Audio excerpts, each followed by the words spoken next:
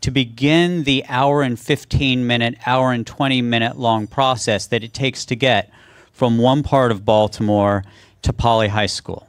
And then they can't oftentimes do after-school activities because they would be getting home way too late.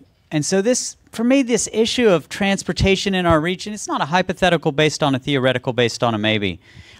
I've lived with it. My kids live with it. It all hits pretty close to home.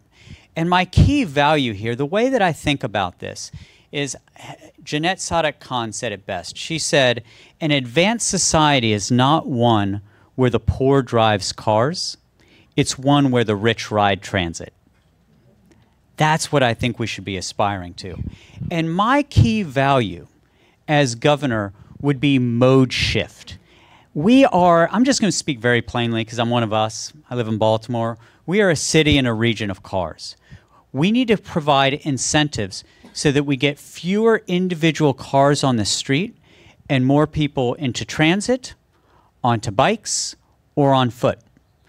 Anything that can facilitate mode shift, I think, is positive. And the benefits for this are many. Number one, economic development. If you want to know, if we want to have an economy with the industries of the future and startups or anything else for that matter, people who are choosing where to live now and where to locate their companies, the idea of the suburban campus that's 30 miles away, that isn't what's attractive. So economic development is one reason. Two, quality of life. How many of you have commuted somewhere and it's absolutely soul-crushing? Right?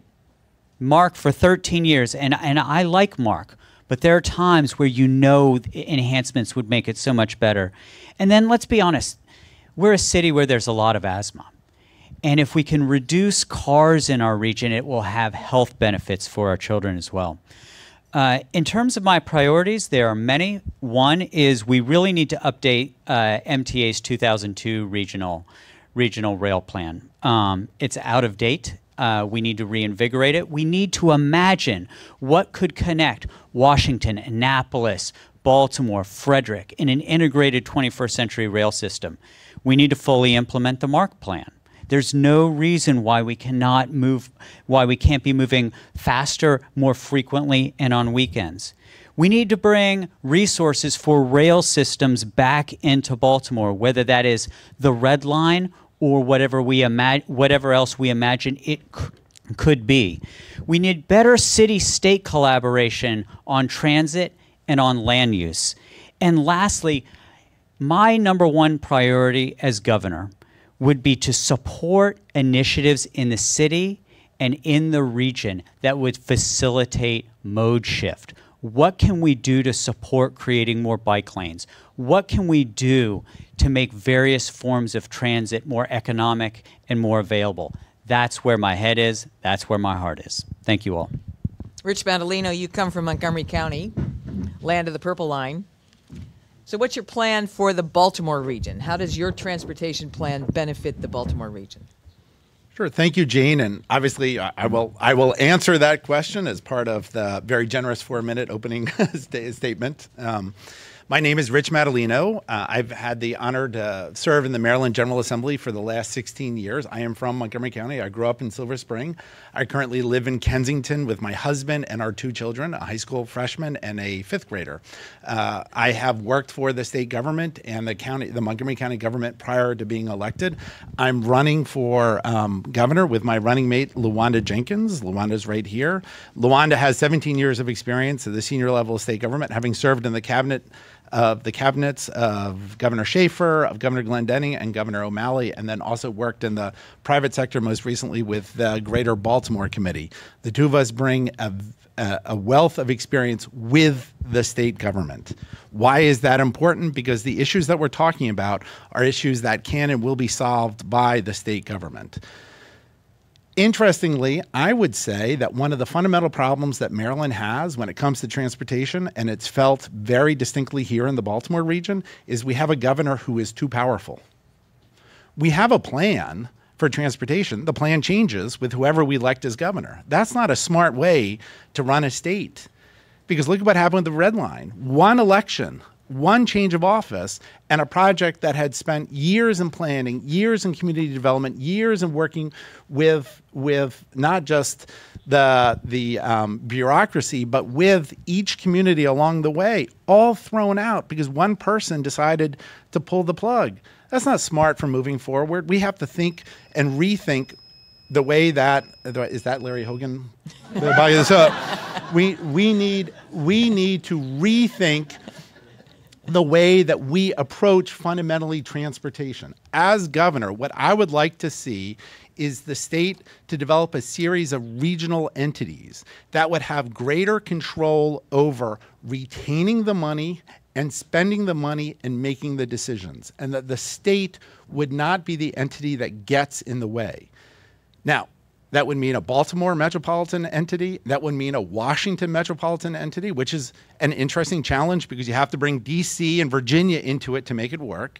And then the other parts of the state would have their ability to either join up or have their own entities. And I would give each entity the ability to set some of their taxing rates and to retain that money moving forward so that once a region makes a decision on a project, you can have the assurance that the effort is going to stay no matter if an administration changes.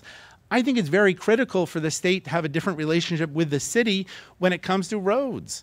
Right now, Baltimore City is the only jurisdiction in the state that is responsible for all of its own roads. There are no state roads in Baltimore City. The Jones Falls Expressway is a city road in Baltimore City, while it's a state highway in Baltimore County. That means the city is tasked with taking care of some of the oldest infrastructure in the state.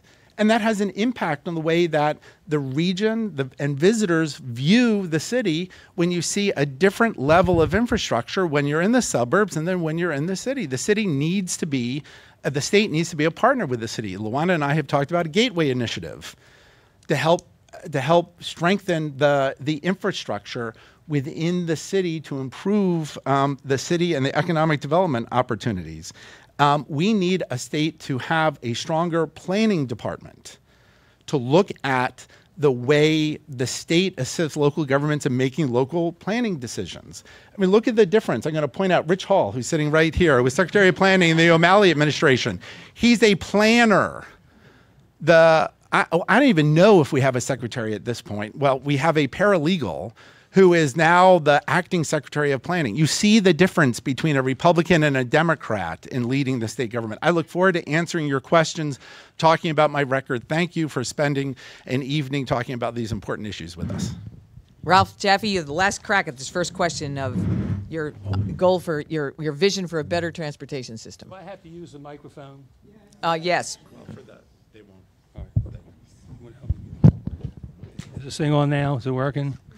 All right. First, I want to thank you for letting me share my thoughts with you. I would also ask you to please look at my website, fedupwithcrookedpolitics.com. Please get to know what I stand for. Now, the transportation issue is of great concern to all of you. I get that. But I think in order to properly answer the questions that you're going to ask me, I have to tell you that the biggest problem we have is we don't have politicians who are ethical. My website called fedupwithcrookedpolitics.com started 15 years ago when I came to the conclusion that we're never going to solve any of our problems until we get some ethical politicians. The key word we need is trust. Trust is the key word here. So when I say what's ethical mean, it means exactly the following. First of all, you can't take campaign contributions because they're disguised bribes. My budget and all of my, this is my 6th campaign. This movement I started is only 15 years old. And by matter of principle, my budget will never be more than $490. And that $490 will come from me and my sister, my running mate. Because once you take a campaign contribution, you've been bought. And that's the problem. We've got to get money out of politics. If we're going to solve our problems in the transportation problem, we have to get money out of politics. And then the other important principle I want to share with you is this. We have to put a stop to the career politicians. Because I teach my students like this. The first thing a politician does when he or she gets elected, they go to the office they've been elected to, they look at the fancy furniture and the draperies and the telephones they're going to have and the staff they're going to have, and so they say, wow, this is for me. Because now they want to keep this potential money, fame, and power. Whereas Jaffe says like this, no, I'm going to serve one term. And when my one term is up, I will never, ever again run for office. You could do so much in 4 years to help an organization, a city, state, whatever it is. Or you can do so much to destroy it or to ruin it. And so one of my goals in this movement is to say goodbye to career politicians, be they Democrats or Republicans. The reason why we have so much gridlock now is because the politicians, all they care about is their personal careers. Unfortunately, they don't care about you. And the best proof of all this, look at the problems we have in the state of Maryland right now. Look at the crime problem we have right now, the education problem we have right now. And so we're not, I had to tell you this, and please forgive me for saying this, but if I'm not the one that's going to be elected, and I recognize that could happen,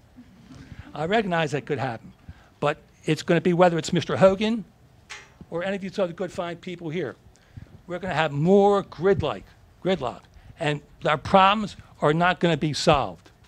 I'm asking you to please look at my website. Think about it. You have an opportunity to vote for the Jaffe movement and to begin the process of getting ethical politicians into office. Until we do that, we're never going to get a grasp, a real handle on any of our problems.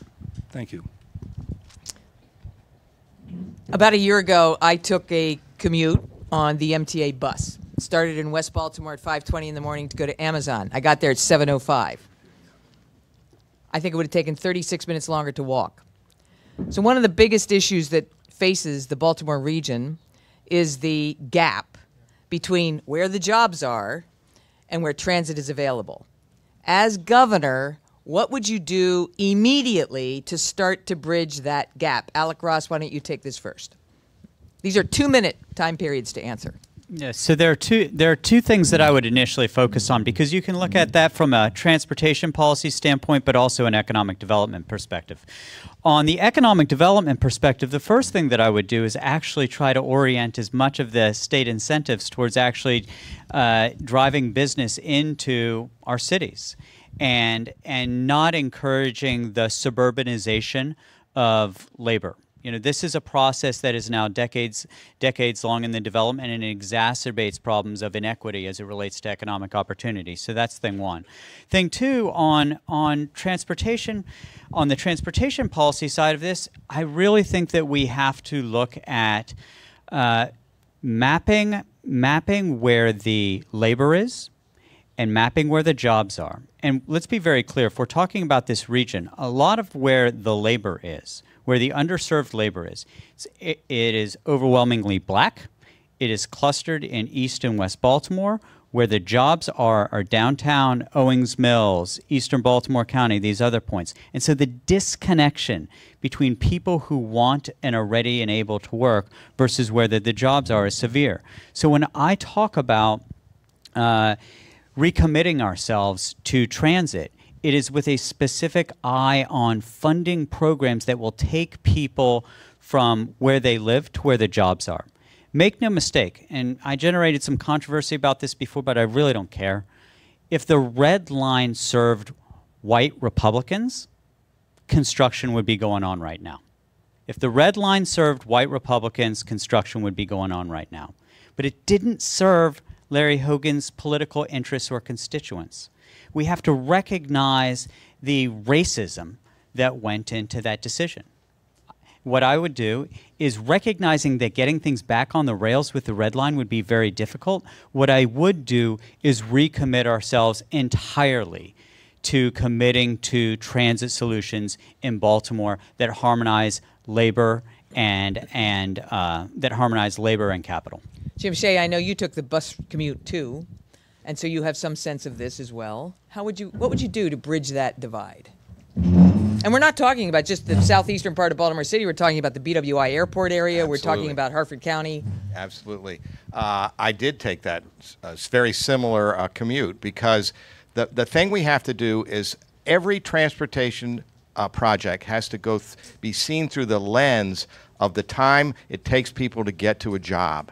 It's fair, it's important for the economy, and it can bring us to where we want to be as a community. So everything has to go through that. And when I heard about the Baltimore Link program, I decided to go up to Sandtown, Winchester, and take a bus from there to the Amazon warehouse. It's about 9-10 miles. Over 2 hours later, I still wasn't there. So that didn't pass the muster there.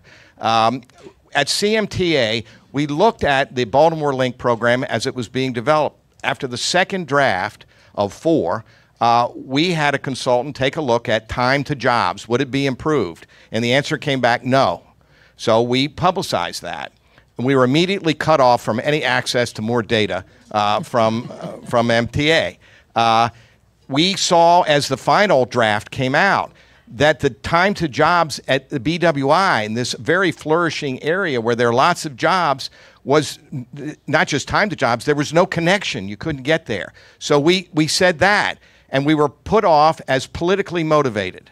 Well, 6 months later, Ricky Smith, I think his name is, said, well, we have a real challenge here at BWI because we can't get people on the bus into the area for employment. So everything needs to go through this lens. Now, in addition, you have to look at all facets of transportation. We need the rail lines, the major lines, the bus lines, but we need to connect. People have to get to the rail lines. People have to, when they get off the train, they need to get from there to their place of work. So we need to look at the last mile, as we call it, that final step to jobs, and we need to make sure all our systems connect up, which they don't today. No surprise, we have no plan. Chris Fignaraja, what would you do to bridge this gap? And it wouldn't take perhaps forever, although I know this might be part of a more comprehensive plan, but this is a very specific issue. Yeah, and I completely agree with you that it wouldn't take forever. I know some of the conversations have been about Hyperloop and maglev, and yes, we should talk about the fact that we are not cutting edge when it comes to transportation, but the reality is this isn't rocket science, and part of it is focusing on this issue in terms of evidence-based decision-making. So when I was in business, one of the very basic principles we looked at was cost-benefit analysis. And I appreciate the fact that we talk about this as an equity issue, because when you approach it as an equity issue, this is how I would look at it. First, where is the population? Second, where is the need? And then third, where is the best return on investment? If you look at transportation decision-making along all 3 axes, you realize that the best investments to be made are here in the greater Baltimore area. And yet, when you look at how lopsided our funding is, you realize that we spend, in terms of state expenditures, about $500 million in this area. When you look at the DC suburbs, we're talking about $12 billion. It makes no sense. And that's where you realize that what we have in Annapolis, in the governor's mansion, is a political panderer instead of someone who's practical and realistic. I remember when we didn't have a car. The way in which my parents would approach where we went, it was entirely based on how you could transit a family of 4, a 3-year-old and a 9-month-old. And you realize that the world isn't your oyster. What ends up happening is you get to go, we were lucky enough, we were living in a basement apartment. We went to Enoch Pratt because both my parents were educators, but it was also our way of saving on electricity. And that's where you realize that there's a broader issue for me. One of the broader issues is how do we actually grow the jobs here in Baltimore? And that is investing, recognizing that Johns Hopkins is the biggest employer in Maryland. And yet we are not making sure that they bring jobs in the way that we could. But part of it is also realizing there's a lot of commuters who are coming from out of the city here. How do we strengthen things like schools to make sure that our commuters stay, that we can translate them into residents? Rich Madaleno, as Alec Ross has suggested, and also Krish Figuraraja, that it seems to be a question of whether you move the jobs to where people are or people to where the jobs are. So let me ask this question this way. Would you support a state policy that said you can't develop an area unless it is reached by transit? I'll give you all a chance to work on that question too. Yeah. So that's a little different question. That is, and I think that's something that we should look at. We have a tradition in Maryland between the state and local governments, and especially when it comes to local control over some of those planning decisions. So that would be a very interesting conversation to be had. I don't know if that's something you could just plop on the table when there's other progress to be made. There are only so many dragons you want to fight at one time, and I'm proud to have worked with many of you in this room and the organizations that have co-sponsored this group to make progress on things like the Open Transportation Investment Act, and even this year on stabilizing the metro system in the Washington area, while also providing money for the Mass Transit Administration for upgrading services and facilities in the Baltimore region that are run by MTA, and a regional, putting on the table a requirement for a new regional plan that brings the local government partners with the state, with the MTA, to look for the future. I've had the chance as a legislator in Montgomery County. A number of our largest business centers are federal campuses, the National Institutes of Health, and the Bethesda Walter Reed Medical Complex. Those are very large employment centers in our county. A lot of people are driving on and off. We need the state to be a partner with these employment centers at coming up with innovative ways to move people on and off. I'll never forget attending a meeting with the person who's the facilities director for NIH, and he said, look, if we could work with Mark to make sure Mark trains are outfitted with Wi-Fi that meets our level of security, we would be able to allow our employees to log in and start their day while they're doing their commute. Now, incentivizing people to use mass transit by including that as part of their day, that's a great way to get people out of a car and onto rail, working with the business community in trying to make sure that we have transit options and services. I think gets to the fundamental question about how we make sure there's a sync between jobs and transit. Mr. Jaffe, how would you answer? How would you address that problem of the gap between where the jobs are in transit? First of all, I'm a big proponent of volunteerism. I am a volunteer. I've been volunteering since 1990. And the business community needs to be more friendly to people in these types of situations. And so do the religious institutions. What I would propose is for all the major religious institutions to convene. In fact, one of the things I would do is, in my first act of government during the first 100 days, is to have a conference of all the religious leaders and the business leaders and get volunteers from the churches and businesses to help a person get to that job on a voluntary way of doing it. Somebody would drive that person to where that job is, and someone else would pick them up or pick her up. And I'm a religious guy, and whether you're Jewish or Catholic or Protestant, I refuse to believe that the churches and the synagogues wouldn't cooperate and try and help people to get from job to job and from job back to home and back to home to the job. People are good and kind. We just have to utilize them more effectively. And secondly, the leadership has to come from the governor. One of the things I would do is I'd go to Jane Miller and I would say, I want 5 minutes of press time to make an appeal for all the citizens of Maryland to be part of this volunteerism program. That's what we need. Leadership and love for each other. Volunteerism. Rich Madaleno, I'm going to start with you on this question. All of you have been really generous to the Baltimore region tonight, building this, that, and the other thing. So how do you get a legislature to go along with you that is not exactly friendly to those ideas sometimes.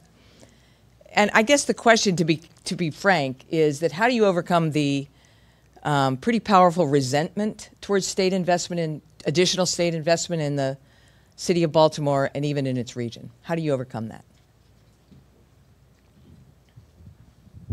Well, first you elect a governor who cares about Baltimore City. I mean, remember it was Larry Hogan who at a press conference on transportation projects had the city of Baltimore colored into the Chesapeake Bay.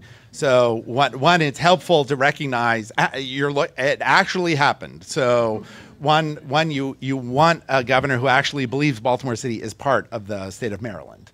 So it is working on regional solutions that benefit both metropolitan areas. And that's what I think I have specialized in as a legislator, is coming up with solutions that help make sure the needs of both jurisdictions are met. Being able to go in and talk to people and explain to people, to constituents, not being afraid of actually going out and talking to people about why we're making the decisions we're making, having confidence in the value of those decisions, and informing the public about them. I think there is a huge role in a governor to try to overcome those rivalries between the regions, because it's easy to try to flame them. It is much harder to try to build the coalition. But on issue after issue as a legislator, that's what I've sought to do. We have the revenues to have this discussion about the red line, the purple line, increasing transit, doing these improvements, because I was willing to stand up when it wasn't easy and come up with a plan to have a revenue structure that actually makes sense for the 21st century. And that's why we're able to build many of these projects. That's why we can have this conversation, because we did the heavy lifting to create the revenue structure in order to fund things. Now, Governor Hogan has spread that money around to his friends and allies around the state. And the red line, sadly, is now a new road to Rehoboth Beach, as opposed to a transit line across the city of Baltimore. Krish Vignarajah, you're also not from the Baltimore area. How would you get the rest of the state to go along with whatever plan you think is necessary for the Baltimore region? So, yes, technically, we did grow up just outside of the Baltimore City line in Edmondson Heights. But I definitely think that this is a statewide issue, regardless of where you live. So I would do three things. First, it is important to realize that Governor Hogan plays politics on this issue. And the sad reality is he's been using the transportation fund as his personal piggy bank. That's problematic. And the reality is that you see him time and time again having these election year epiphanies. After doing nothing on transportation except for naming the ICC after the only other one-term Republican governor, all of a sudden he comes out with a $9 billion roads plan. After literally forgetting Baltimore on a map and not recognizing that crime was skyrocketing, all of a sudden he comes in and he points his finger at judges and says this is about truth in sentencing. He's a crafty politician. So part of it is making sure that we do, in November, elect a new governor. But second part of it is recognizing that we do need to talk the talk and the language of the people that we need to convert. Part of that is making this argument not just in economic terms, but also highlighting the transportation costs every Marylander about $1,500 in lost wages and wasted gas. Part of it is talking about it as an environmental issue, knowing that Maryland has the highest number of deaths due to air pollution. Baltimore City has the highest number of deaths of any city in this nation. And that's where we need to talk about this not just as an equity issue, but out of self-interest. But the third part of it is, look, I am all about dangling the carrot if that's going to get us to the outcome we desire. But I'm also a lawyer. And this is where I'm happy to get litigious if that's what we need to. The termination of the red line is a social justice issue. It's also a legal issue.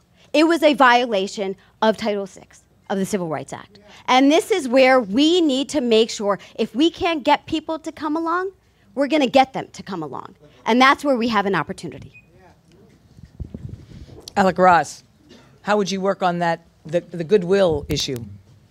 Well, I think one of the things we have to do is first we have to have a real champion for Baltimore in the governor's office. And we obviously don't have one right now. I mean, look, I've lived in Baltimore for the last 24 years. When I think about, are you committed to Baltimore? It's, for me, I think almost like a bacon and egg breakfast. The chicken is involved, but the pig's committed. I'm fully committed to Baltimore. So obviously, as governor, I would be a remarkable champion for our needs here. I also think that we do need to demonstrate some better governance and some better sense, though, on transportation issues. I've heard a lot running for governor over the last years. One of the most stupid things I heard, and from a senior official in city government, was actually said, I think, in the last day or two. City Council President Jack Young said we need to start taxing and putting fees to parking bikes. Right? Think about that. We should be encouraging people to get out of their cars. We should be doing everything we can to encourage mode shift. The snickering, the texts that I got from my friends in Montgomery County, Howard County, and they're just kind of like, Alec, what's up with your city? And look, it ought, we laugh, but it's like Langston Hughes's line in poetry, I'm laughing to keep from crying. And we do need champions for Baltimore who have executive experience so that we can convince the legislators that resources invested will produce a return on investment. I started a company in a basement. It grew to become a global enterprise. Wrote a New York Times best-selling book on the industries of the future. My domain expertise is in economic development. And I know that in order for Baltimore to thrive economically, we have to build our transit infrastructure here. So I think if we can build confidence among the stakeholders in Annapolis that money invested in Baltimore will be invested intelligently, that would go a very long way. Jim Shea? There's no ticket in this race that's more dedicated and involved in and from Baltimore than Brandon Scott and I.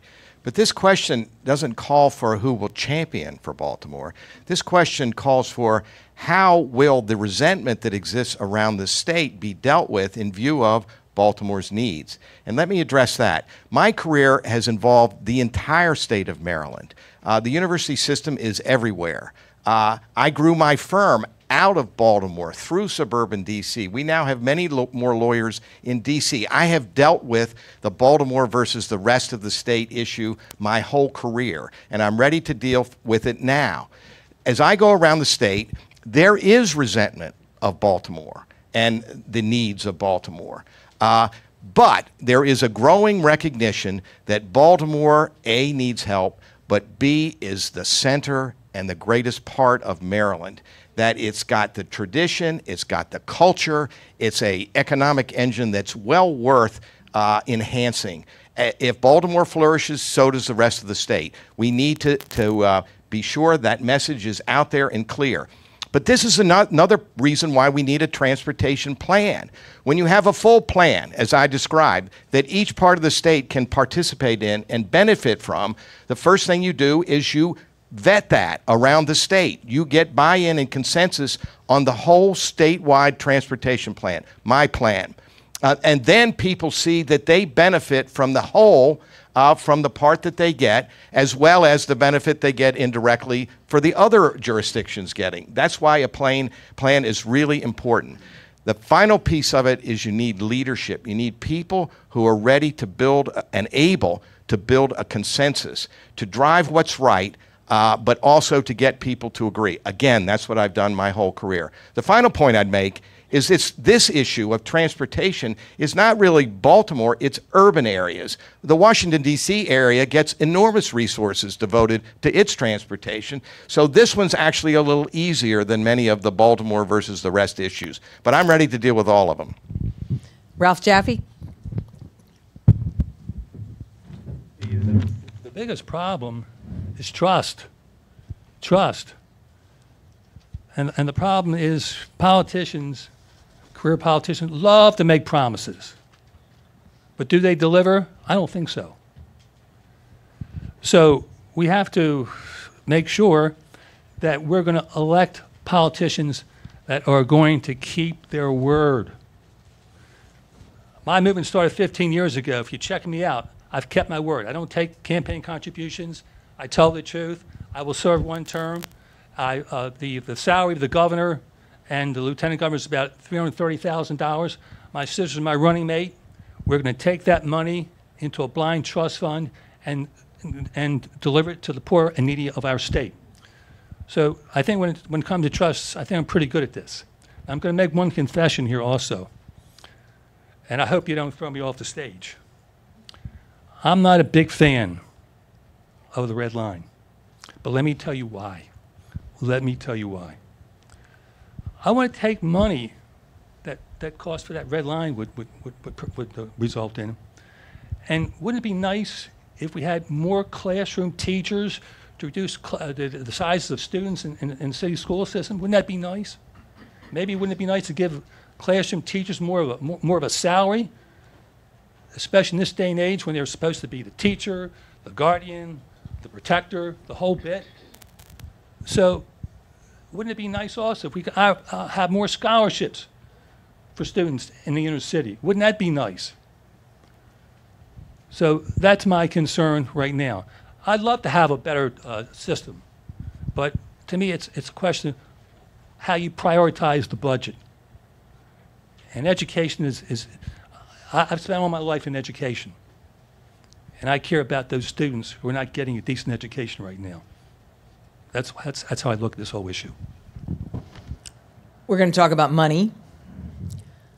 Transportation is not cheap. So how do you pay for it? The transportation fund is the gas tax, which was approved in the increase in the gas tax was approved in 2013, may not stretch as far as it used to. There's more fuel economy.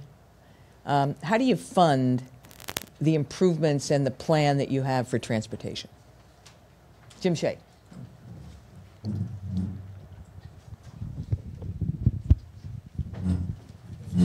Well, we want the gas tax to dwindle. I mean, that is exactly what should happen. We need less dependence on cars and more mass transit. That will reduce the use of gas and carbon emissions in the air. We'd like a really fuel economy in our automobiles, which will lessen the amount of gas. So yes, indeed, we do want those revenues to go down. And yet, there are lots of ways to solve the problem that you posit. First of all, you got to be sure you allocate the money you do have properly. You need to be investing in mass transit and not in roads, which is a 20th century solution to our 21st century problems. Secondly, we can use the technique of public-private partnerships to get the kind of upfront investment money that we need to get these projects going. Now, let me say, I'm not talking about privatizing the roadways. I'm talking about getting that investment money up front so that you can do the project. And because mass transit has a revenue stream of box fare recovery, you have that. Next, and this I would disagree with one of our panelists, I would look regionally, not regional transit authorities within the state, as was suggested by Senator Madaleno. That breaks us down. We need a bigger picture. I would look at regional solutions to our transportation programs that would include our neighboring states, D.C. and Virginia, because these projects are bigger than just small locales. Next, I would hope that we will get a change in administration and the federal government will come back to funding transportation programs. We need that. This country has always had it. Our current president said he was going to invest in infrastructure, and I was shocked to find out he wasn't telling the truth. And he hasn't. But a new federal administration should do that and will do that, and I think we'll be able to fund what we need over time. Chris Vignaraja, how do you pay for enhancements and improvements in transportation? So Uncle Joe in the Obama administration would say, if you want to know your priorities, look at your budget. And the sad reality is that here in Maryland, we have a 1950s budget in many respects. We end up spending twice as much on roads as we do on public transit. We spend about as much on prisons and policing as we do on higher education. We spend much less than many other states on early childhood education. And so this is where we need to reallocate, knowing that transportation is an investment, and we get an amazing return on it. Second, it is, as I described, we do need to have a more equitable distribution of our transportation fund. But this is where I completely agree with Jim in terms of this is a regional priority where we need to bring regional actors to the table. Thankfully, we saw Governor Hogan finally put some money on the table and we got designated metro funding, but this is where we need to address this on a much broader set of issues. But fourth, I also agree in terms of public-private partnerships, we know that we could bond the funding for this because we know that we would generate the $2.1 to $2.5 billion, for example, when we're talking about the red line. But the final point is this is where, you know, the energy efficiency issues that we're seeing at the national level, with Scott Pruitt trying to gut this issue. I talk about this day in and day out with my husband. He runs the National Wildlife Federation, and so thankfully, day in and day out, these are the battles he is fighting. We absolutely want to make sure that the gas tax, you know, kind of is reduced because of that. But that isn't to say we will necessarily see a drop in funding significantly if we think about how we should intuitively approach this issue. We know that the damage done on our roads is primarily done by heavier vehicles. And so what I want to do is employ the fact that it isn't Priuses that are cutting up our roads. It's the 18-wheelers. And so there are models in which we could actually impose a user fee that would rely on either vehicle miles driven or the fact that people and entities and you know, vehicles that create more damage should pay more to pay for that. Alec Ross, funding. Yeah, look, budgets are moral documents. The expression of your values when you are in public office is in the allocation of your capital. In Maryland, we have a budget that's well north of $40 billion. I think the motor fuels, I think the source of revenue for that last year was about $1.2 billion. With the resources that we have, Larry Hogan made an announcement, $9 billion for road widening. I actually read that plan. I read it, and I was like, they are not doing drug testing in the office of the governor. Like, this doesn't make any sense. I swear to God, I read like the interns wrote it that morning. Because that's all it was a press release. But what it was, though, it was an honest expression of Larry Hogan's values. He looks at a budget of north of $40 billion a year, a substantial percentage of which is going to go to transportation, and he is saying what his priorities are. Let's widen the roads. More contracts for friends of the Hogan companies. Look at it, look at who is funding his campaign. All those LLCs. Dig into them. Dig into them. So what would my values be? My values would be to take Larry Hogan's transportation policies, flip them, and you've got mine. And that then, those $9 billion for road widening would go into multimodal transportation. How we spend our money is an expression of our values. We have billions of dollars over an accumulated period of time to be able to spend. It can be securitized. It can be bonded. There are ways in which we can build this infrastructure if we really value it. Rich Madaleno, would you trade funding for highway construction for transit? I'll give you an extra 30 seconds, too, because I know I threw that little curve in there, you know. I'm going to ask the rest of them. You keep doing that to me, Gene. I know. We're going to go through a couple of those rounds. I'll take it a sign of affection, really. Well, that's important in Montgomery County, too. Yes, I mean, you know, you got you. 270 running through your thank you. jurisdiction there. So that, I mean, the interesting, what the governor has put on the table, and it's so fascinating that he's put on the table what would amount to the largest toll project in the history of our country. When you think about it, if you compare it to what's already been going on in Virginia, you're looking at tolls that would be $1, at least $1 a mile. It would be $35 to drive one way from Bethesda to Frederick. And so this is from the guy that is running for re-election on almost a platform of little more than, I cut your tolls. And now he's proposing this massive toll increase to build roads.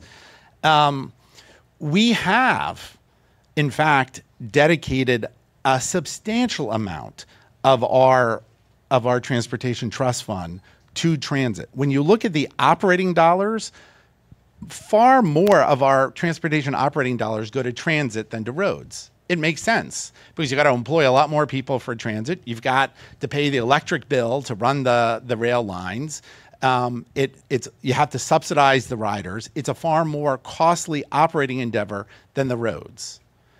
When it comes to construction, we spend far more on roads than transit because we've got a lot of roads that have to be maintained, a lot of bridges that have to be repaired. And like many of us in this room, once you hit 50, the cost of maintenance goes up, right? We know that ourselves. We know that with our bridges and our roads and what we're spending puts more in. In fact, it costs more to maintain older infrastructure. We are slowly moving to more transit. One of the fascinating things, what the governor did with the Purple Line, the governor put the Purple Line on a credit card. And the first year's bill comes with whoever is governor in January of 2023, which if he gets a second term would mean his next successor and the 30 years that follow. So believe it or not, we are moving to a system where there's going to be a budget where it's going to be more heavily weighted towards transit and transit infrastructure. As governor, I would certainly try to move us there because there are smart things we need to do on MARC, on other transit, on buses, on bus rapid transit. That is the future. But we can't let the road network decline. We would never, any of us would want a bridge to collapse because we didn't maintain it. Ralph Jassy, you've already said you're not a fan of the Red Line, so you wouldn't have to spend all that money. Would you cut funding for transportation? Well, let me just say this to you. I think I'm not a big fan of Governor Hogan. Please don't misunderstand. I give him high marks for his battle with cancer. But, last time I checked, we have a General Assembly which is made up mostly of Democrats. Last time I checked, most of your governors and mayors have been Democrats in the last 50 years. And I sort of get a little angry and fed up when I hear this kind of talk. It's not reality, in my book. The other thing I wanted to comment on was if you want people to use the buses, and I did some homework on this today before I came over here, you have to make the buses safer for people to want to ride them. Right now, the buses have no real security. There's no security guard on the buses. I don't think I'd want to ride a bus, quite frankly, into the inner city at night right now. So we have to make these buses safer. Same thing with the subways and the vans and the cars. And I'm also a strong believer in carpooling. Whatever happened to carpooling? We have to work together. And my final comment is like this. Money is not always the answer. One of the reasons why there's so much resentment from out-of-city people like in Montgomery County or Prince George's County, Eastern Shore, Western Maryland, is because they think a lot of money is being thrown into Baltimore City and it's being wasted. So money is not the answer. I go back to trust. We have to have politicians that we can trust who will work together, not as selfish people looking for their own personal advancements as their careers expand, but doing what's right and best for the people. I want to ask a couple of, these are kind of lightning round questions, so you get like a minute, 45 seconds or a minute. I want to go just to the three that I didn't ask this question. I asked this of Rich earlier. Would you favor a policy that says you can't develop an area unless it's accessible through transit? Yes or no? I would not favor that. Alec? I think that should be left to local jurisdictions, but you can put conditionality for state dollars on things. Mr. Jaffe? The answer is I do not favor that. I favor volunteerism, getting people to cooperate and help people get to their jobs to and from. Volunteerism is what I believe in. Ms. Could I Vignaraj, just amplify just a little bit? You see, if that's the rule, then there would be disincentive to develop, for example, in Baltimore, where we have poor transportation. I think what you want is you want your government to create good, attractive infrastructure. When you do that, it will attract development around it. That's what Amazon headquarters wanted. They wanted a good transportation system. That's what happens with transit-oriented development. So that's the government's role. Good infrastructure, good transportation will attract development. And we need to put it where it's needed. Ms. Vignaraj? So I would support it in the sense that it is a basic principle of smart growth, right? It shouldn't be mandated by law, but it is what people who actually are strategic employ. And I think, unfortunately, time and time again, and you see this in our city, there are so many facets and ways in which there is segregation. There is segregation, as I started out by saying, in terms of affordable housing and the jobs. There is segregation in our schools. There's segregation even in communities. I remember there was a question that was asked of the First Lady after the riots happened, and she asked, why are people burning down their own neighborhoods? And the answer was because they don't know of the adjoining neighborhood. And that is the problem with our city. And so this is where when I describe this, I get a little heated up because I do think it is a civil rights issue. But I think part of what we need to employ is a smarter strategy where our economic, moral and monetary interests align. Fare box recovery is a hot issue when it comes to the Baltimore metropolitan area and the MTA. Would you favor raising MTA fares and MARC fares in order to fund transit improvements and transportation? Mr. Jaffe, we'll start all the way down. The answer is absolutely no. I'm consistent. We have to prioritize our budget.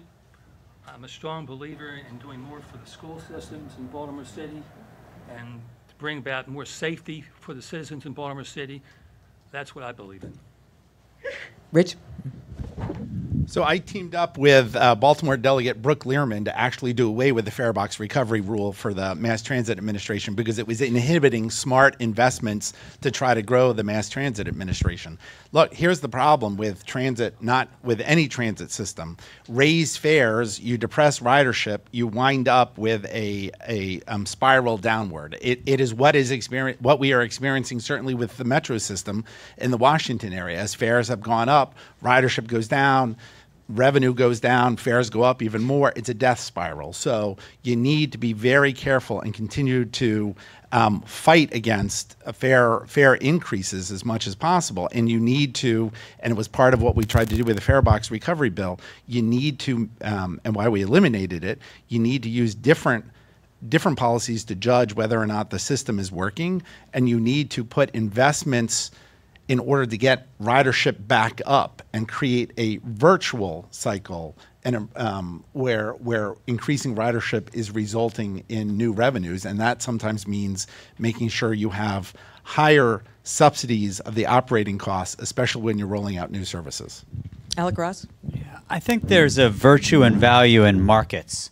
But I also don't think we can allow markets to act unchecked. You know, the University of Chicago theory of macroeconomics, and the University of Chicago theory of macroeconomics would say, oh, well, you know, you absolutely should be pumping up fares because you can drive in more capital. And this, it seems almost there ought to still be a commons in our country, and there ought to be things that you're able to access irrespective of whether you're rich or whether you're poor. It's part of why I have a really hard time with Lexus lanes. I mean, I think about, you know, if you're on the road and two people who work at Amazon, one is the executive, the other folds bed sheets. And if you're the executive and you're in a Lexus, you drive fast, you pay the high fare. If you're folding the bed sheets, you're making $12 an hour, you're stuck in traffic. You get there half an hour later, you get home half an hour later. And so maybe it's Pollyanna-ish of me, but I think the role of government, in part, is to harmonize the relationship between state, capital, and labor. And when we turn everything, it's public transportation, when we turn everything into a market good, we lose some of the justice in our society. And I feel that in our zeal to make everything into a market, I think that we've lost some of the public good that we're supposed to be getting out of government. Jim Shea? You're gonna hate this, Jane, but I completely agree with Senator Madaleno. I think he's got it exactly right. You're allowed to agree with each other. It's okay. It doesn't make for the kind of No controversy penalty. that we need. But let me add a couple reasons. Investment in transportation, public transportation, mass transportation, returns enormous benefits to all of us. It cuts down on carbon emission. It protects our environment. It enables people to get to jobs so they have a productive pay coming in and a greater tax base. There's benefit. Commerce flows more easily. If we have CSX with a Howard Street tunnel that can double stack, then we've got more commerce. That's what we need to do. We need to invest that upfront money to invest so we can get all these benefits back. And to turn it on its head and try to have the people riding the mass transit pay for it is the wrong approach. Ms. Vignarajam? Well, Jim's already disappointed you, so I'm going to just piggyback because there is agreement on this issue. And I just want to make 2 points. One is that for us to think about increasing fares, assuming that that will create an increase in revenue generation, is untethered from reality. And I think what it reflects is our lack of understanding of how prohibitive even these small costs to some of us are on the people that were actually trying to use the bus system. And I know this because, my father finally retired last year. He was the oldest public school teacher in the state of Maryland. He retired at the age of 80 from Western. So he had taught at Edmondson, Frederick, Southern before and after it became Digital Harbor, and then finally retired from Western. And he would time and time tell me again about stories of kids who couldn't even afford $1.50 for lunch. Right? This is the kind of circumstance that we are talking about. And when you think about increasing, even in a minor increment, this becomes inaccessible to the people who are using these to get to jobs. And so that's where I think that it is definitely the wrong direction to head. But the second point I want to make is just how we approach. Obviously, this is a democratic debate. Because I think oftentimes when we talk about these issues, we think that we can nickel and dime our way to revenue generation. And we can't. We've got to grow our economy. So when we talk about the red line and the prospect of 250,000 jobs, what that means is $1 billion of increased revenue for the government in terms of what we're able to tax because of new jobs. But it also means $1 billion of savings in terms of the expenditures we would otherwise have to outlay. And that's the way in which I believe we need to go, because we can grow the economy if we realize the transit is the backbone, it is the artery, it is the veins of our economy. And if they thrive, our economy thrives. We're about to turn it over to audience questions, and I know we're going to get a couple of questions about this, but I'll start it off by asking where does bicycling and bike lanes and accommodating bike lanes fit into your transportation plan? Go ahead. We start here. So I really do want Baltimore to have the most bike-friendly lanes in the nation. And I think that we could do this through 3 things. First is we need to have protected bike lanes, both because it will make it more accessible, but it will also reduce the number of crashes that we're seeing, because in Baltimore we do have a significant number of them. And part of what I do also want to focus on are strategies that we've seen that have been incredibly effective that we need to employ across our city in terms of these high crash corridors, where we have the data. I mean, this is where I'm going to nerd out, but we have the data that if we analyze, we are able to realize where through awareness, through signs, we can signal that these are the most likely places in which we are going to see accidents. Second, what I want to see us do is greater support bike sharing models, because this is where, look, we have started on this pathway, but we could absolutely support it in stronger ways than we are seeing. If you compare Baltimore to other cities, you realize that we are far from where we need to be. But then the third point for me is we need to also emphasize bike parking, because time and time again, you realize that we do not have the infrastructure in terms of being able to park. It's the same way we have issues when it comes to parking in the city. But then the final point is recognizing that we also need to make sure that those corridors exist. In Baltimore, as I mentioned at the start of my comments, we have the infrastructure, or at least the basics, in the sense that there are ways in which we can pave bike lanes along waterways, where we can, it's not like we're going to be able to employ the High Line as we saw in New York City, but we do have ways in which we could better utilize areas that are not utilized at all. And I think that's where Baltimore has a real opportunity to be innovative and pioneering, and really the model across our country. Bike lanes are somewhat controversial and have generated some really heated debate in certain parts of Baltimore City. Jim Shea, where does it fit into your plan, and how would you do it? Well, it is part of our plan that we've published online. Look, my vision for Baltimore is it's a city that is walkable, that use bicycles, water taxis are accessible, that you can live in the city and not be dodging cars as they flow through. That's why the mass transit is so important. It enables you to get in and out of the city without having automobiles. Now, you can't do it overnight. I understand that. We can't all of a sudden have the bicycles competing in the middle of the roadway with cars zipping by. But that's why you need a plan, and you need to stick with it. We want a city that people live in, walk around in, use water taxis, bicycles, enjoy the city. And then when they need to leave or get somewhere within the city, they can do it in an environmentally friendly way. And that is a huge part of my plan. Alec Ross, does the state have a role in that, in something like bike lanes and in improving that kind of transit? Absolutely. So first of all, there is a plan. I mean, there are lots of organizations that have worked on this issue for a number of issues. We know right now how we could do 77 miles of protected bike lanes in Baltimore City. And so the opportunity for the state, as I said during my introductory remarks, what would my core value be as governor as it related to transportation in this region? It's mode shift. It's getting people out of cars into transit on bikes or on foot. And so if you want state money, where I would be putting a thumb on the scale is for anything that enables mode shift. And, bringing 77 miles of protected bike lanes online is exactly the kind of thing that, as governor, I would want to see put in place. And if you close your eyes, I've got a 15-year-old, a 13-year-old, and an 11-year-old. I've lived here for the last 24 years. And when I close my eyes and I think about the Baltimore that I would love for my children to grow up in, just the mental image of it, it's greener, it's less congested. I see bikes when I think about the Baltimore that I'd love my 11, 13, and 15-year-olds to be, 21, 23, and 25-year-olds in.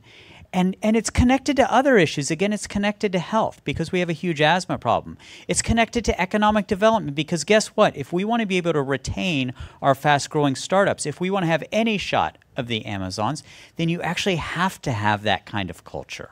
Because optimizing for the culture of tomorrow's workforce of today's workforce is what's really is what's really driving decision making. So there's connections in all of these issues. There's connective tissue. Rich Madaleno, does the state have a role in providing a city like Baltimore with better bike lanes? Well, it's a fascinating question because when you think about it, the state doesn't have a role in the roads in Baltimore City. I don't, and you hear a lot of conversation up here about not being a politician. It's great to be an outsider this is where there actually are some benefits of having someone who has spent time and effort in learning these things, in being engaged in Maryland, in understanding the differences between the jurisdictions. I don't know as governor if I want to put a mandate on the city of Baltimore to add bike lanes when we're not actually providing good roads. How are we going to, if the city maintains all of its own roads, we have not been giving the city, and there are a lot of reasons, and we can have the conversation about how revenue sharing happens between the state and the city in particular for transportation. I wouldn't want to add that additional burden on without having the larger conversation, which is how I started my presentation tonight. And my opening statement was talking about rebalancing the relationship between the city and the state on the infrastructure, on the state taking on some of the larger roles a larger role as the state has in all the other jurisdictions for providing those services, that infrastructure. I think the best thing we could do is fix the roads, because I don't know, driving on, there are a lot of roads I hate driving a car on, not just in Baltimore City, but around the state, but in particular in Baltimore City. It would be an even less safe proposition to be adding bikes to them by paving a green lane and saying this is now a bike lane when you haven't done anything about the underlying infrastructure. And that's where we need to spend our time and effort. Sure, moving forward, we need bikeable communities, walkable communities. We need more transit. That's the way many of us want to live. It's the way our children are telling us they want to live and expect to live. But you have to start sort of unwinding where you really are before you get to the bigger vision. Now, if I'm not being a visionary enough because I'm a practitioner in this field, maybe that's a case. But what I'm offering you as governor is delivering on promises. You hear a lot about broken promises. I'm trying to make promises in this campaign that I can deliver on in 4 years, in 8 years, because you're right. You don't like politicians who make promises. You get frustrated and that they don't follow through. You get frustrated with that. It creates resentment. That's why I'm trying to be realistic in saying this is what we can deliver as a state, because I've been doing it and succeeding and keeping promises as an elected official. Thank you. Senator, if the state were to offer to take care of the city's streets, the city would happily accept.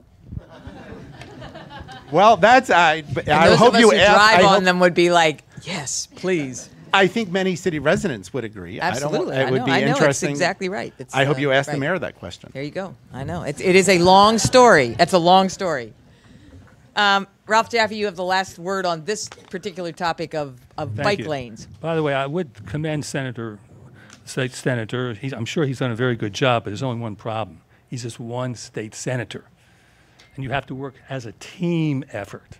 One thing is I've noticed in my years of being a teacher and working with politicians since 1970, they become more arrogant. They don't know how to listen. They just want to talk. One thing I've learned is I know how to listen. I think I know how to talk, but I know how to listen. And when it comes to an issue like the bicycle lane business, I want to hear what you have to say about that. Maybe you could convince me also maybe I should support the red line. Right now I feel strongly about it, but I'm willing to listen.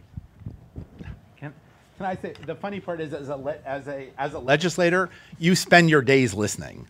If those of you have come to Annapolis for hearings, you sit. It's one of the most interesting things, because you think you want to talk, and trust me, my whole family would tell you I love to talk. But as a legislator, you got to sit and listen day in and day out, as it should be, as people come in and testify, and that role continues as governor. And maybe part of the problem is we have a governor who likes to talk too much. We have a governor who does like to issue press releases, and we need a governor who is going to listen. I'm going to have to let your opponents here, chime in on the value of listening in a minute. So, we have spent a lot of time listening to each other. We have no. I'll give Rich's speech, and then he'll give mine. You'll know we've been listening. There you go. Yeah. Okay. Talent is everywhere. Opportunity is not. I was pioneering on the Marriage Equality Act. Could I get one little other point in here, if that's possible, regarding what he said? In a second. Okay. So we're going to turn it over to the audience. Does someone have a question from the audience? And introduce yourself. Okay, I'm Edward Cohen. I'm a longtime transit advocate in Baltimore. And the question I have is this. I've heard every one of you criticize the Hogan administration's policy on transit, and you criticized Baltimore Link, and you talked about the bad impacts of Baltimore Link. But I haven't heard any of you say what Baltimore Link does wrong and what you would change about the organizational structure of the bus system. So would you please tell me what you would change about the way the bus system is put together, and not just what the impacts are? Thank you. Mr. Jaffe, you want to take that? You were starting to stand up there. What would you change about the existing bus system? Well, I think I alluded to that. You have to make them safer for people to want to ride the buses. I mean, that's the problem right now that I see. The buses are not safe enough for a lot of people. And that's the first thing. Now, that means you're going to have a guard on the buses. That also means, but I talked to one of the administrators at the Department of Transportation today, and he tells me that there is really no guard on the buses on a continuous basis. And that also means we have to make people feel that it's safe to travel to Baltimore City. That's another problem.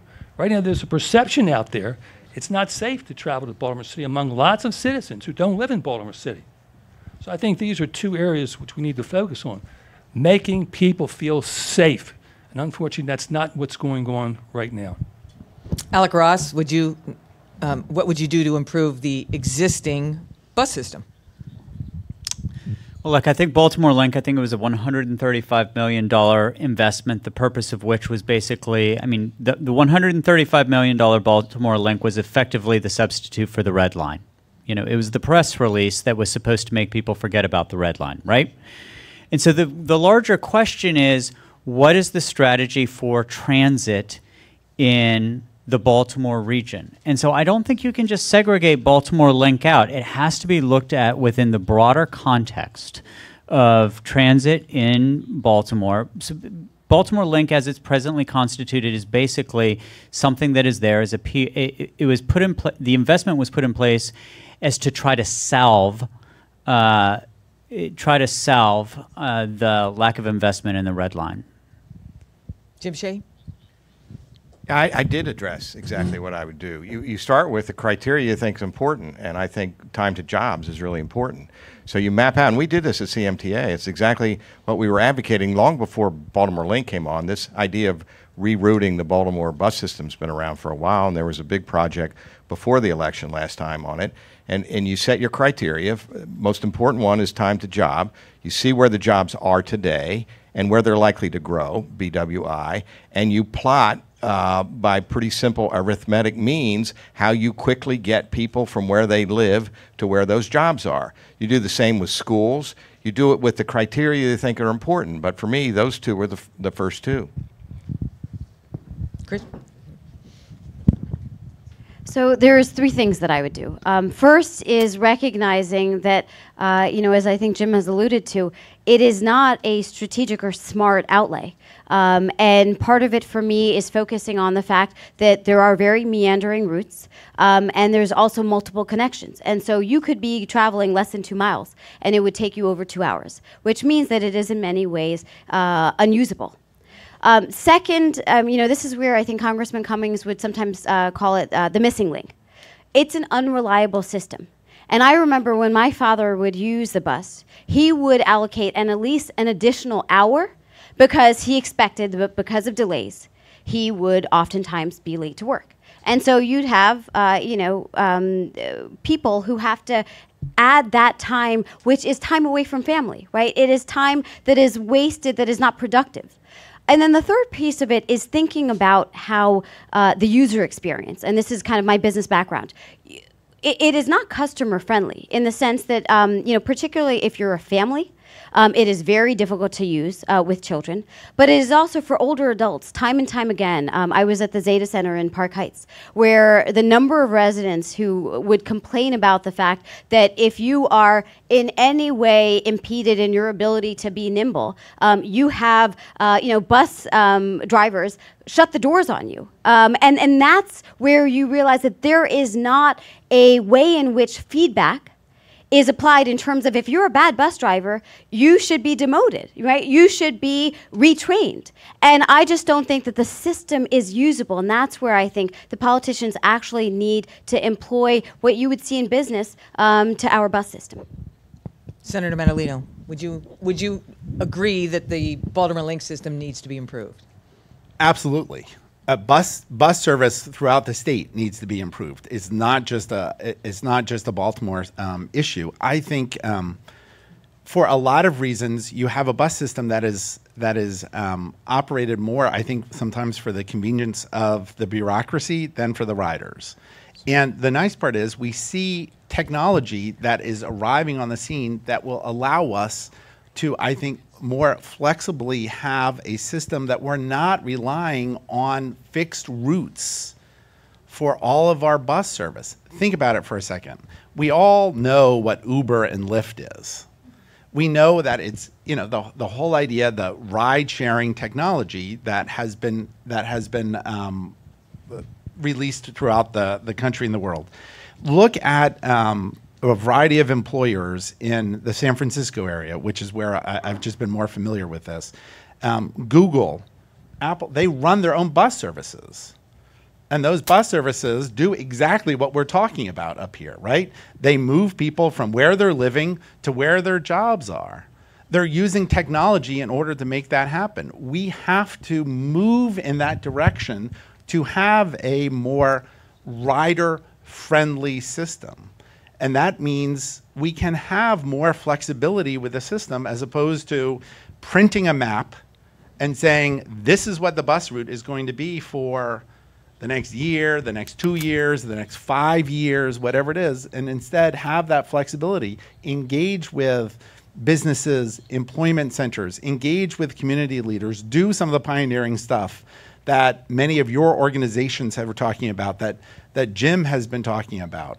I mean, I think what you find up here is a great degree of agreement. I think sometimes we joke about it. We noticed. Violent agreement on so many on so many of the issues. And what you see is a big difference between the Democrats and the Republicans. I think this has been referenced before. I don't know if there's one rail station, one subway station or light rail station in the state of Maryland that is represented by a Republican. Think about it. Mass transit riders across the state are represented by Democrats.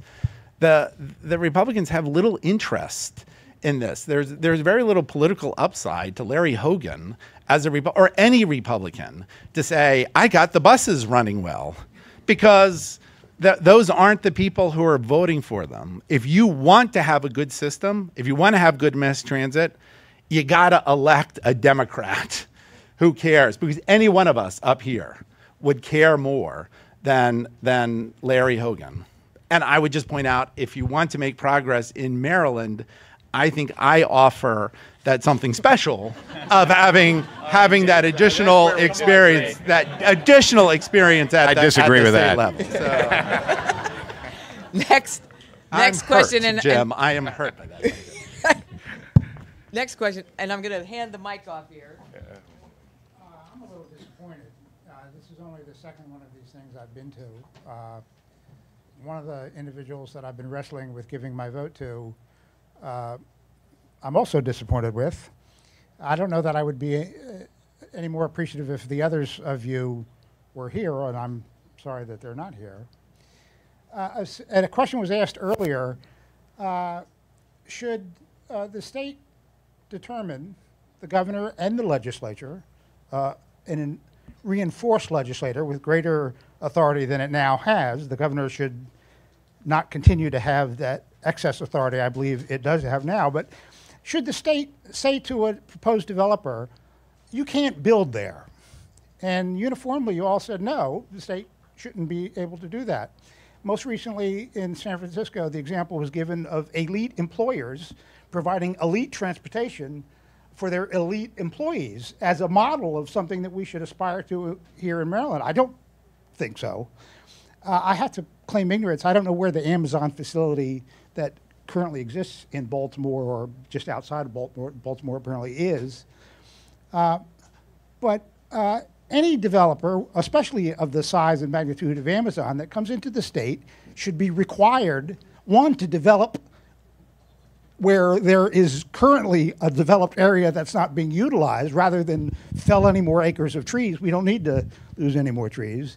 And secondly, if they're going to invest in a campus or a industrial facility where people don't live, that entity, that private sector entity, should be required to contribute to the transit of its employees from wherever they come. one last thing. Getting here tonight, Sir, you should ask a question in there. getting here, oh, I thought I did. You should reconsider your attitude about elite employers and allowing developers to fell more trees and build campuses where their people don't live at. Getting here tonight was not so problematic. Getting home is going to be problematic. I come from Greenbelt, Maryland. I was able to take an inadequately funded Metropolitan Washington bus to the train and catch the MARC, which is inadequately funded.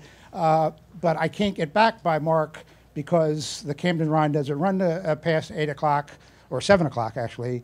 And I can't get back by the Penn line to New Carrollton because the Washington Metropolitan bus stops running at 8 o'clock to get to where I come from. Any consideration of how to improve transit and transportation in Maryland, Baltimore, Washington, and elsewhere in Maryland should allow for people to be mobile well into the evening? That's a question. Well, actually, there are a couple of questions in there, and you, Senator Manalino raised it, so I'm going to just pick up on it very quickly and again try to answer briefly. And that is Amazon, for example, which is in Southeast Baltimore City, one of their facilities, runs a shuttle from downtown to Amazon because MTA can't get there fast enough. So they run a shuttle. Should the state consider being in the business of subsidizing private transportation to be more nimble about matching jobs and people? I'm not trying to say that. I'm trying to say that in a neutral way. Did I manage to do that? Yes. Yeah, I'll give you a neutral answer. No, the answer is yes, and I think that's what the type of system I've been trying to talk about.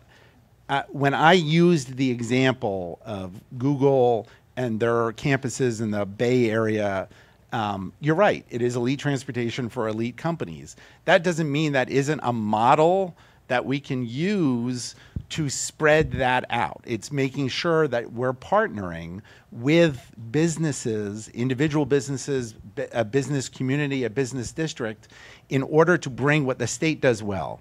The state can employ people. The state can buy assets. The state can subsidize private firms to do it. But bring that with what the private sector does well is innovation.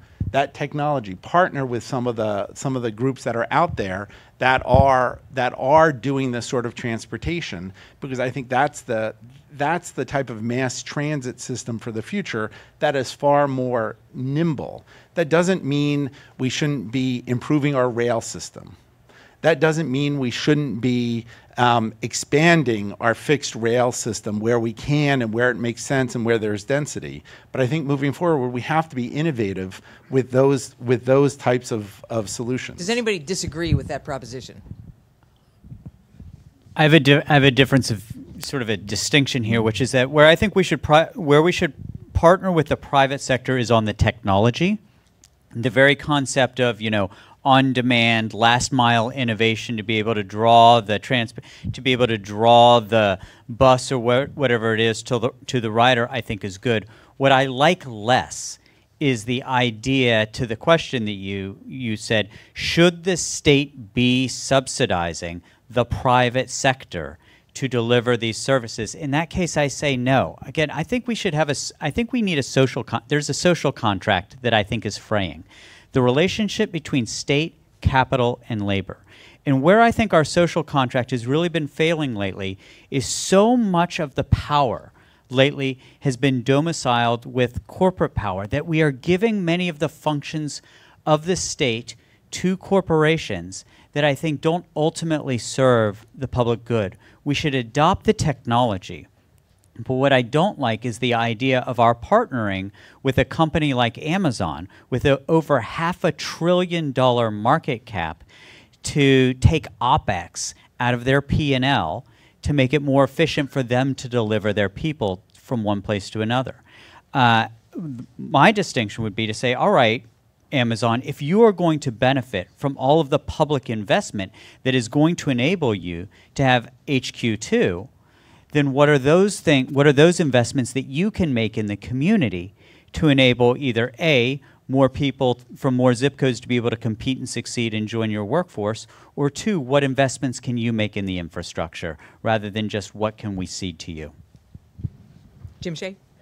I have a couple reactions. First of all, I'm a little confused with exactly what the question is, but that's all right. So I'll ask the question this way. Should this, in order to be more nimble Right. at matching jobs and people and using transportation to do that, should the state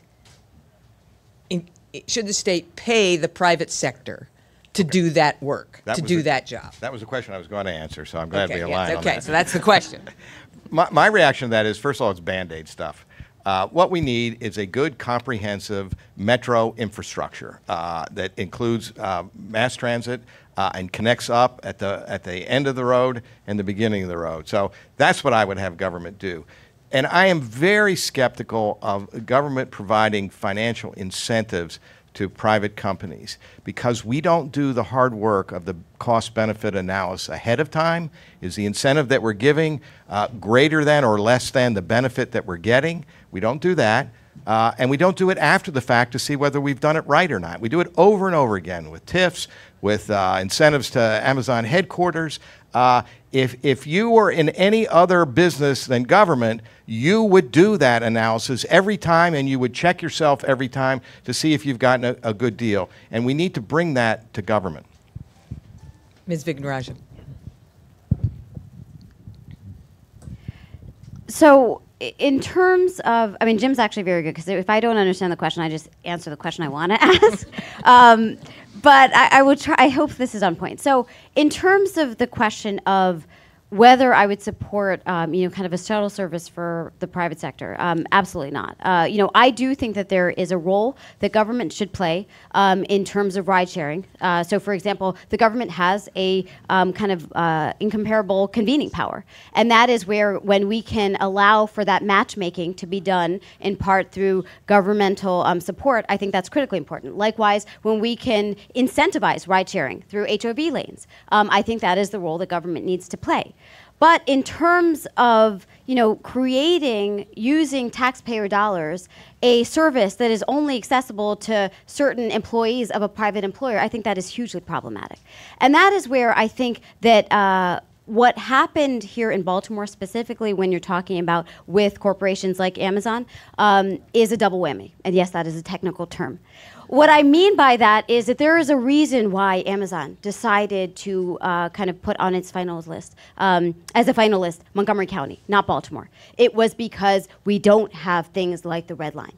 And then soon after, we make national headlines by having our children literally freezing in classrooms at schools like Frederick Douglass, where my father and my running mate taught.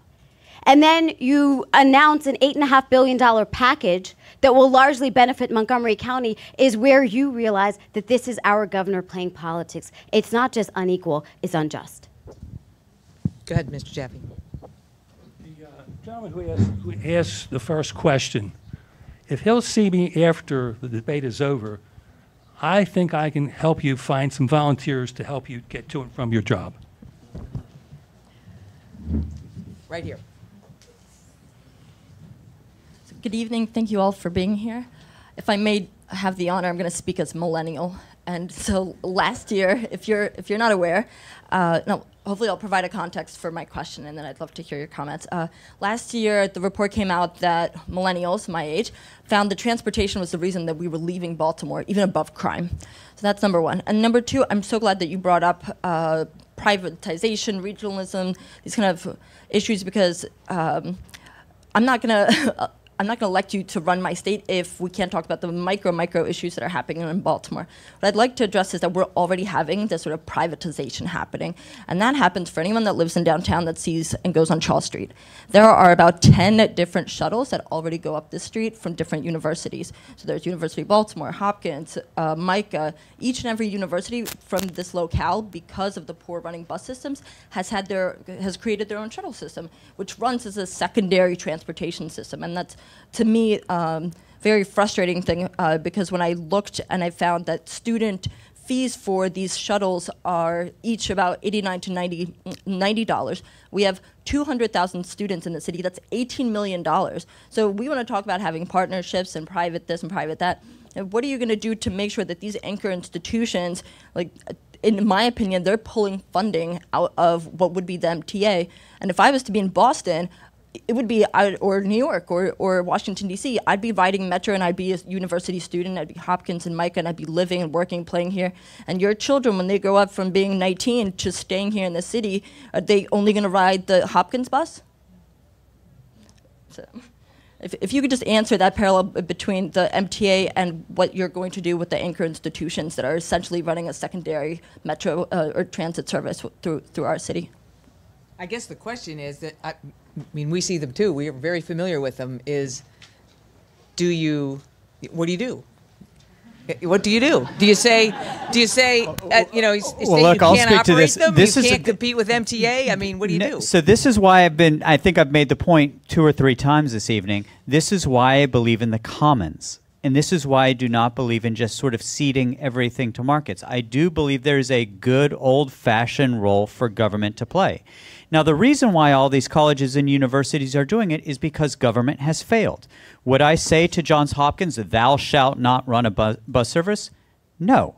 The best response to it is to have a tremendous bus service that, students at Johns Hopkins would never imagine, wanting to get on the Johns Hopkins bus. The failure to invest in 21st century infrastructure is why we have our institutions creating market-based solutions, because the public sector has failed. This, again, is what I'm talking about when I talk about the fraying social contract. This would not have happened decades ago. We have turned too much power over to the private sector to fulfill what has historically been a public good. But in this case, I don't fault them. I fault decades of failure to truly invest in 21st century multimodal transportation solutions in our city. Senator Madaleno. Well, don't think that what you're seeing in Baltimore is unique to Baltimore. I mean, Georgetown University runs George Washington University, all over the District of Columbia. The schools are running those buses. The University of Maryland College Park is running those buses. You have a large institution of people trying to get from different places. The shuttles make sense.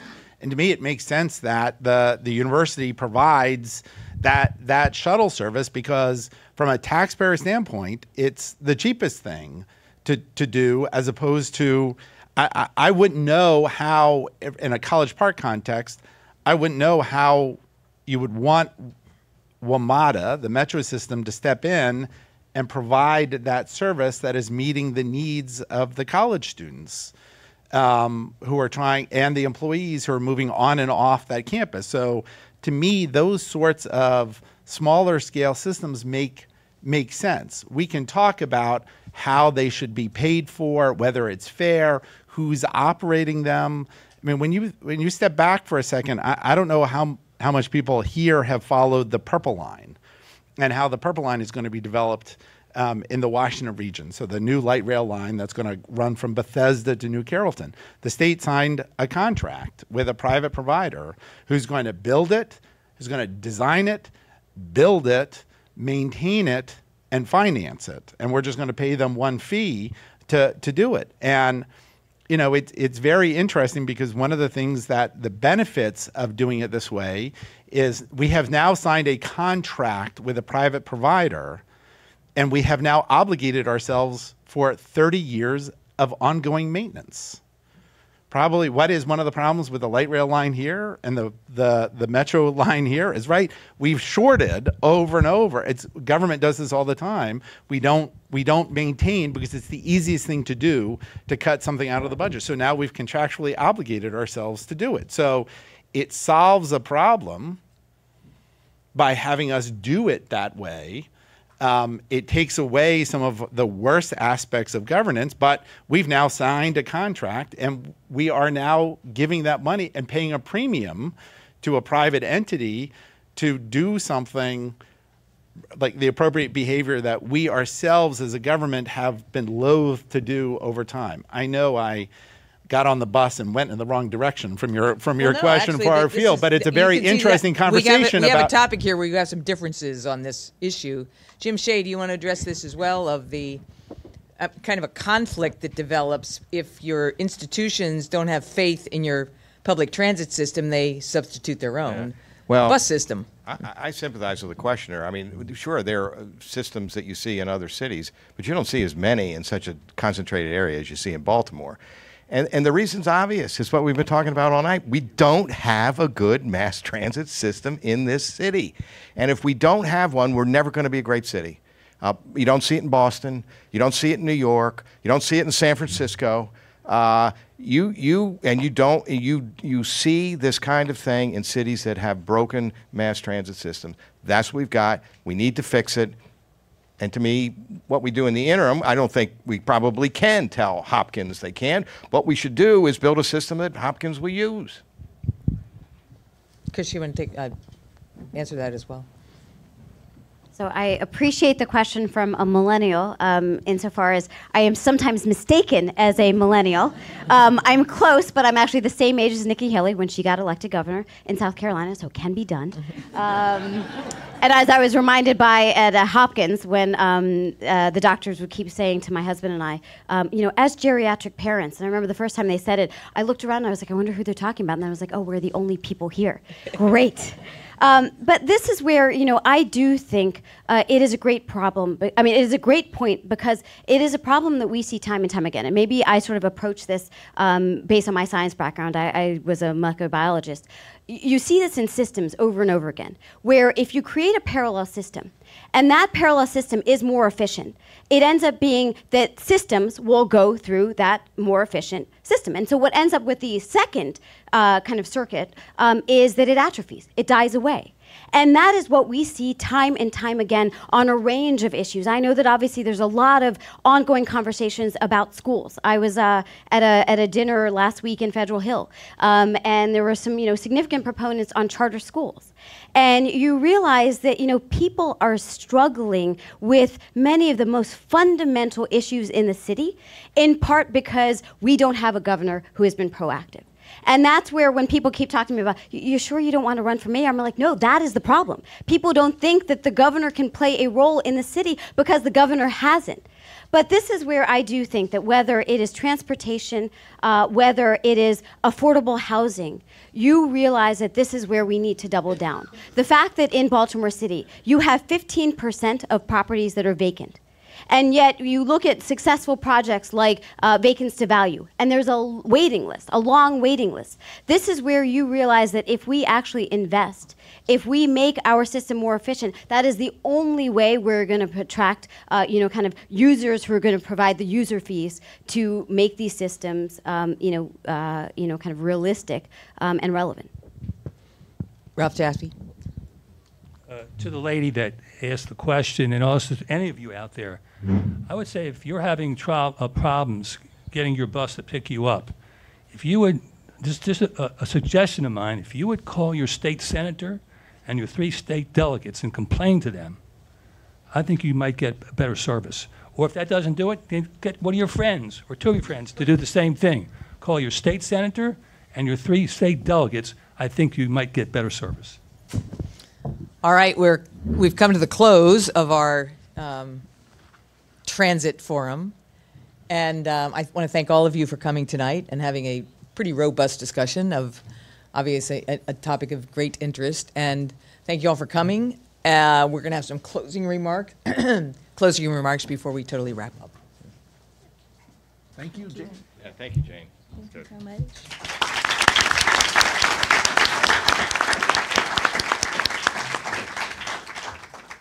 On behalf of the 7 partner organizations that put on this event, including 1,000 Friends of Maryland, Baltimore Transit Equity Coalition, Bike More, Central Maryland Transportation Alliance, Citizens Planning and Housing Association, Global Shapers Network, and Transit Choices, we want to thank you for joining us this evening.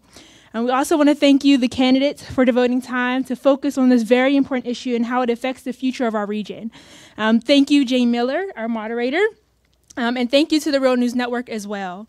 On your way out, there have been some written questionnaire responses, and video from the forum will be available at many of the partner organization websites. So those organizations that I listed, if you go to their website, you can get more information about this event and all the things that concludes from it. We will send you thank you emails to all the guests who register via Eventbrite with the links to those things. We ask and we implore you and encourage you to vote. Maryland's primary will be on Tuesday, June 26th. You can still register vote up until Tuesday, June 5th. To register, find out where to vote, review what will be on your ballot, etc., visit www.vote411.org. So get more information on how to vote. And then on your way out, be sure to sign up to receive the Maryland General Assembly Candidate Transportation Questionnaire booklet. So another set of candidates have answered questions about these very same issues and what they can do in their realm. So make sure you sign up so that you can receive that booklet and vote informed in that way. And again, we thank you all for joining us. Good night.